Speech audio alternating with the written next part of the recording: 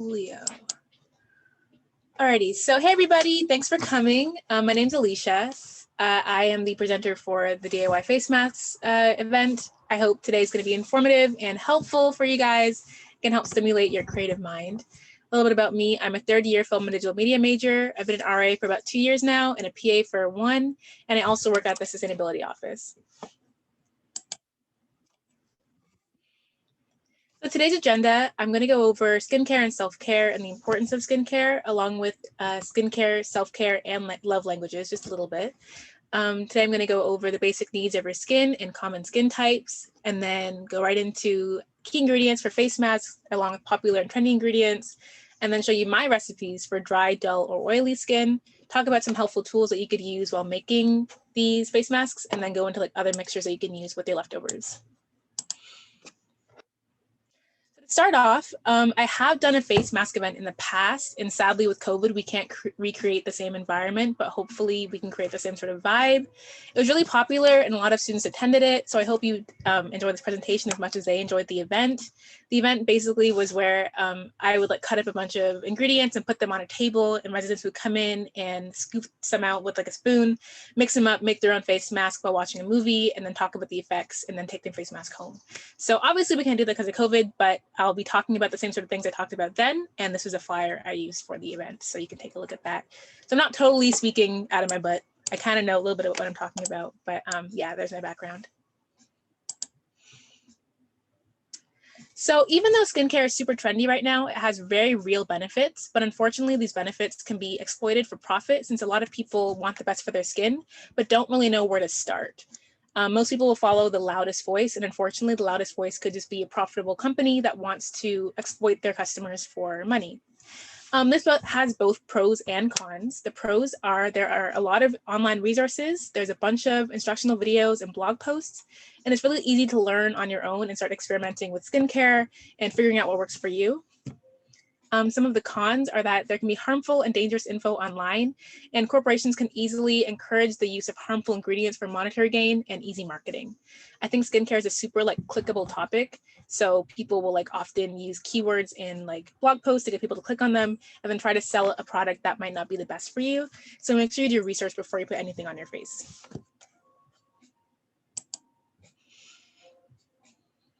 So there's plenty of reasons to invest in your skin, but I've listed 3 big ones here.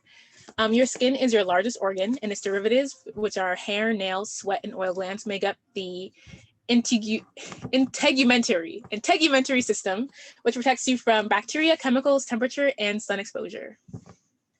Also, doing daily skincare is proven to raise your confidence. Your skin actually sheds daily, so buildup can happen really, really easily. So keeping your skin clean, moisturized, and happy has been proven to also increase your confidence.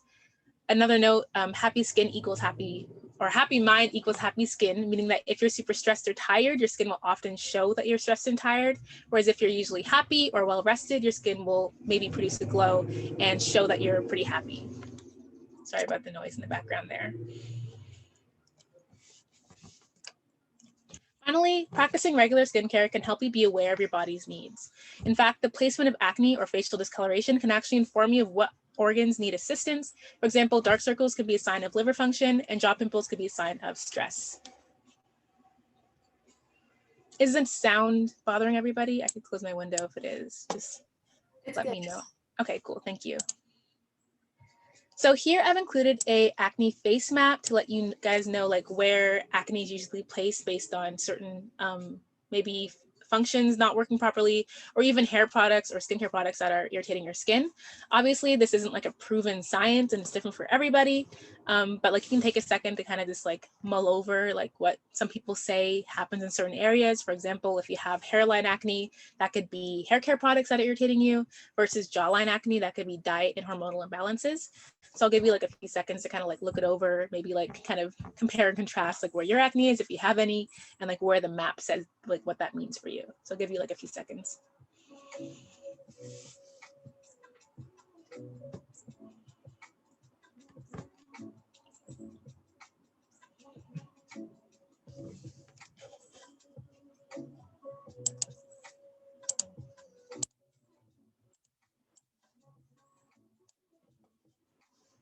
Alrighty.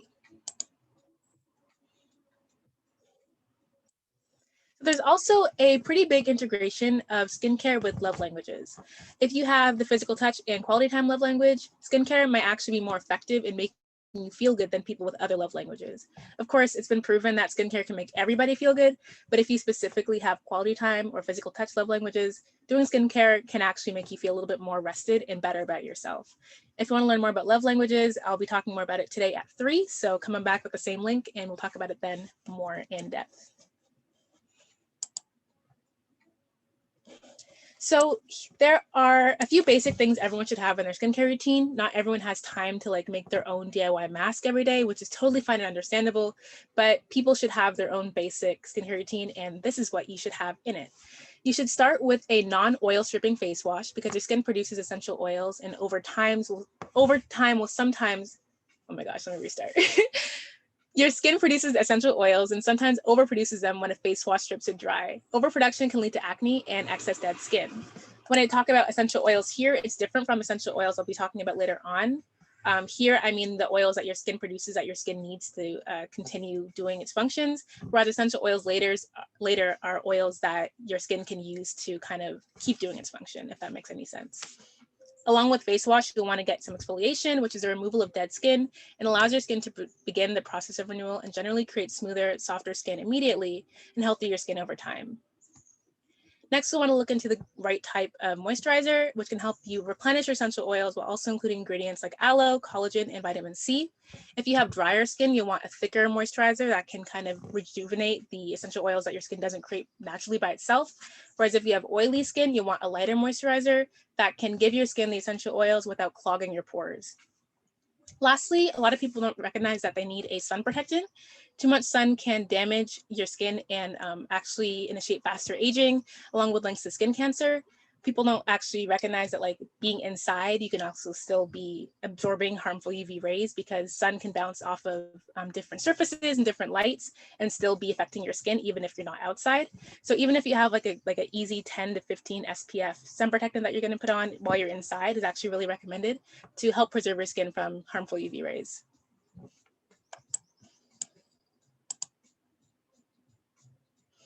So there are a lot of skin types, but these are the 3 main ones you'll see online if you look them up.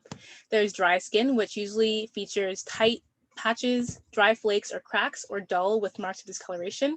And discoloration can be anything like darker skin patches or skin patches that don't look the same or aren't the same tone as the rest of your skin. There's combo skin, which features an oily T-zone, which is forehead and nose, and then a dry like cheek area, or any combination or mix of dry and oily skin.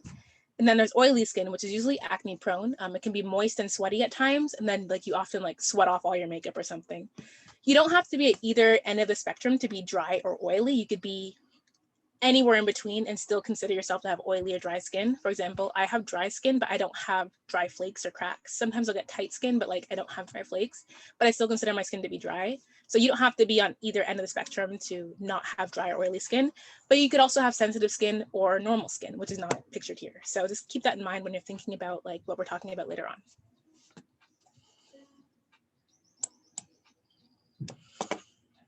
So now that you know the basics of skincare, the next step is applying what you know about your skin needs to the herbs, fruits, and oils available to you. So there's endless amounts of products that you can use to make a mixture tailored exactly to your needs. And all you need to do is research them and put them in a pot and mix them up. So it's super fun. And I have a few favorites that I use pictured up next. But before you begin, you have to make sure that you have carrier oils, essential oils, and some vitamin-rich fruits and veggies ready for you before you start your mixture. So carrier oils are used to dilute essential oils to not irritate your skin. When you're picking out your carrier oil, you should consider the odor, absorption, your skin type, and its shelf life. The odor of some carrier oils are kind of distinct and can actually cover over the essential oil scent. So if you are using an essential oil that you don't like the scent of, like frankincense is very strong, and you don't want it to smell like frankincense, you can use a carrier oil that has a stronger scent, like almonds, and cover up that scent of frankincense, for example. For absorption, the amount of absorption that your skin can actually get from the oil is actually really important because that determines how much nutrients you'll get from the oil. So make sure you research the absorption level of each carrier oil you use. Also, depending on your skin type, some oils can actually irritate or worsen your skin condition like acne. So some thicker oils are not recommended for those that are acne prone or have oily skin. Lastly, shelf life is super important because some oils are required to be kept in the fridge while others are okay to be left on the counter. Some can last for months and others can only last for a few weeks while they're out. So just keep that in mind when you're buying what you want to use. Here I have pictured avocado oil, which is thick and edible and high in oleic acid, which is a fatty acid that helps with dry skin, but it's not good for acne. So if you're acne prone, do not use avocado oil. Next, I have coconut oil, which is edible and from the coconut meat. Scientists recommend unrefined oil for best results, and it contains nourishing fatty acids. Here I have almond oil, which is also used for aromatherapy. It can mask the essential oil aroma, and it's super lightweight and absorbs really easily. This is a good base carrier oil, so if you're not sure what to use, I'd recommend almond oil. Next, we have essential oils, and these are used in really small amounts, like only a few drops at a time, for their healing properties. Essential oils are compounds extracted from plants, and they're obtained through distillation processes like steam or water or cold pressing. Here I have lavender, which has a bunch of benefits. It's good for dry skin and helping with sleep and relaxation. It can also help balance the moisture levels in your skin. It's anti-inflammatory and it can help reduce redness. And it's also known as a natural hydrator that can help repair dry skin without making it too greasy. So definitely recommend adding lavender to whatever you're making. Next, I have rosemary. It's good for oily skin, it's anti-inflammatory, it's good for acne, and it's very stimulating, and it also is known to help relieve pain. So if you have painful acne, adding some rosemary can actually help with that pain. It's also really good for greasy hair, and it can help stop dandruff and can even stimulate hair growth if it's placed on hair follicles. So a bunch of options there too. Next, I have sandalwood, which is known for helping sensitive skin. Those that suffer from eczema or allergies or other skin conditions are known to use sandalwood to help ease those conditions. Next, I have tea tree oil, which is derived from the Melaleuca tree. And tea tree oil is one of the most notable antiseptics in the alternative medicine world. It's known to help fight bacteria and inflammation, which both can help contribute to acne breakouts. So using tea tree oil regularly can actually help stop acne from appearing. So up next, I have fruits and veggies, which are used in large amounts in the mixture to help for their nutrients and minerals. Here are strawberries, which are known to be super purifying and contain natural salicylic, I think it's called, salicylic acid. You guys can correct me if I'm wrong. But that's known to gently exfoliate and remove impurities and dead skin cells and make your pores seem smaller and complexion clearer. It also has a brightening effect to heal blemishes and antioxidants to repair damage and fight signs of aging. Now, when I talk about brightening versus whitening in this presentation, brightening does not whiten your skin. Brightening talks about leveling out the tone in your skin to make sure it's all one tone, whereas whitening is more about taking the color out of your skin to make it a whiter color. So when you see whitening and brightening, just be mindful of what those two words mean and that they're not the same. Up next, I have peaches, which are known for tightening, and they can help remove dead skin cells, unclog pores, and also reduce wrinkles and age spots. They're known to have vitamins A and C, which are good to nourish and brighten the skin. There's avocados, which is like my personal favorite, which is rich in vitamins A, B, D, E, and potassium. Avocado is super thick and has a lot of beneficial contents and can really enter the skin super evenly and is really good at absorbing into your skin as well. It's super moisturizing and it helps diminish lines and wrinkles. Bananas are also super popular. They're known to rejuvenate the skin, and they have a lot of the same benefits as avocados, but without all of the oils. So if you have oily or combo skin, maybe substitute banana whenever you see avocado.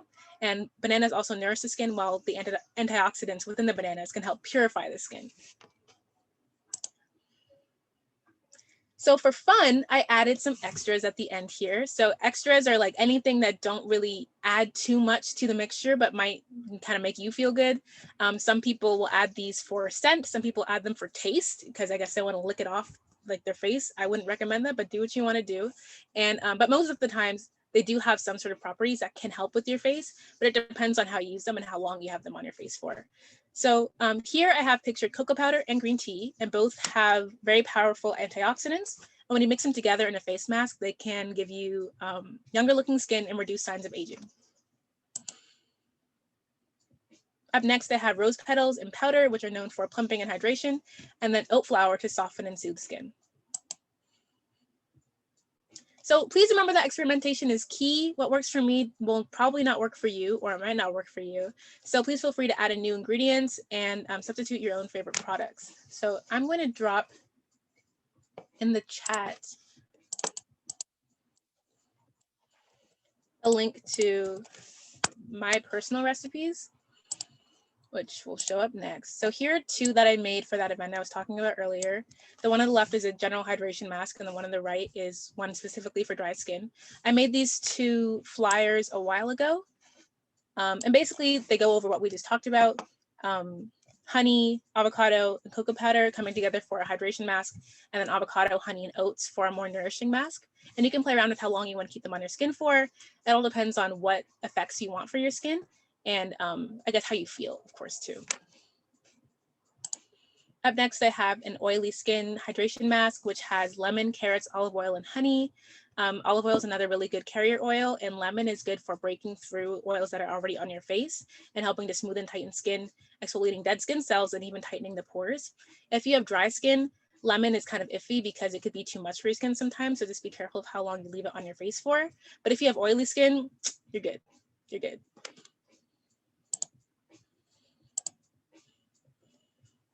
Up next, I have some helpful tools that I recommend to have when you're starting to create. Obviously, a blender is cool to like mix everything up together, but I personally like a mortar and pestle because I feel like it kind of makes, it goes from you just making a face mask to like you having a whole ritual of creating a face mask. You're putting everything together in this little bowl and you're crushing up all the ingredients and you're putting in the drops and everything. Like it's kind of more of a like a self-care hour as opposed to like slapping some stuff together and putting it on your face. I recommend a mortar and pestle, but obviously blender is cool too.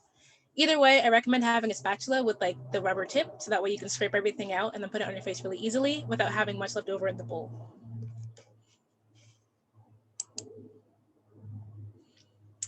Remember to get creative. You aren't limited to just face masks. People make face scrubs, people make lotions, people make hair products. I personally made a hair product. I did like banana and like coconut oil, and my hair looked awesome afterwards, but it was super hard to wash out. So just like be mindful of how you're going to clean up after you're done. But remember that the earth provided everything you need, and store-bought products are only refined versions of what's already out there. You can actually make the same products cheaper and can even tailor it to your own unique needs if you just do the research and do it yourself. And that's my presentation. I'll be here until 1:45, but please remember to join us for our next event at 2, which is still life meditation with Amy, and then back with me at 3 for a love language presentation. And here's our itinerary again. But I appreciate you guys showing up, and I'll see you at 2.